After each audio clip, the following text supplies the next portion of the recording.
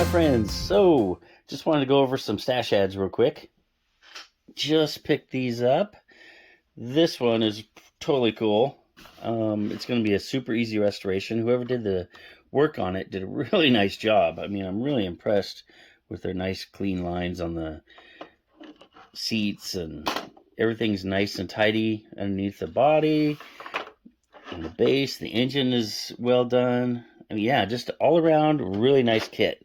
The only issue I see right now is the front end sits way too high. I'm going to flip these spindles, get it to drop a little bit, and if I remember correctly, there is a issue with the firewall up here, and it keeps it from going too low, or I could be dreaming too. So anyway, so the biggest problem with this one is I have all the parts, but there's this nice big chip right there.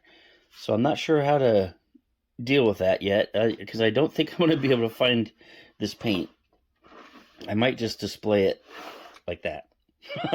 So not sure on that yet. So if you have any ideas, give me a shout out on the down below. So this is one I've been looking for a while. This is the 70 Monte Carlo SS454. Love that body style.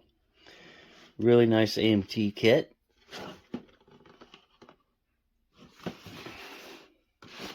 And I'm really liking, I don't normally do box stock builds, but that one I just might. I'm not sure yet. Also picked up this 37 Ford pickup by Revell. Got some cool, kind of like how they did this. I'll probably do this one with patina, most likely. Got the Ford flathead in it. These cool little boxes that come with it. So yeah, so there's that one. And then another Monte Carlo, but it's an 87, and it's the SS Aeroback, which I hadn't really heard about too much, but I do remember seeing these around occasionally. A little different. Not loving that back window, but it's, you know, it's still kind of cool. Still a Monte Carlo. And then, of course, the Shelby GT 500 from AMT Ertl.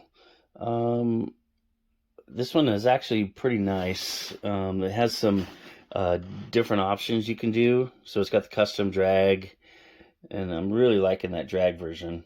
So I'll probably do the drag version.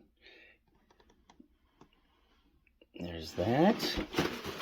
And then last but not least, we have a 70 Boss 429 Mustang 2-in-1 kit.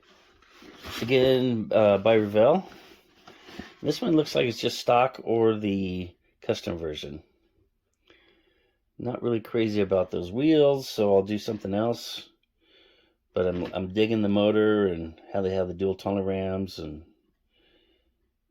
yeah, it looks like a nice, really nice kit. So that's it. Just something quick.